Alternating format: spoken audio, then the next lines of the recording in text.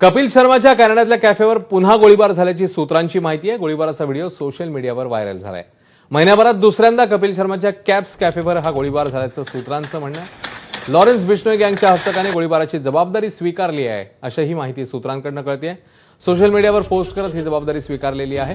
Social मीडियातील पोस्टमध्ये बाबा सिद्दीकी हत्येतील फरार आरोपी शुभम लोणकरच्या नावाचा देखील उल्लेख करण्यात आलाय।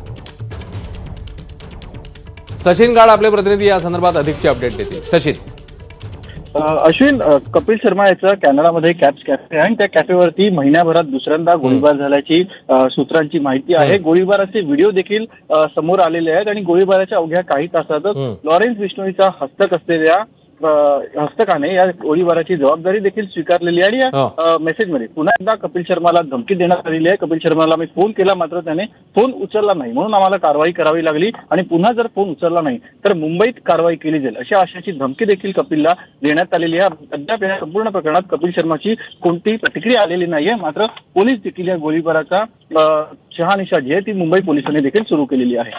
अश्विन, सचिन, धन्यवाद या माहितीबद्दल।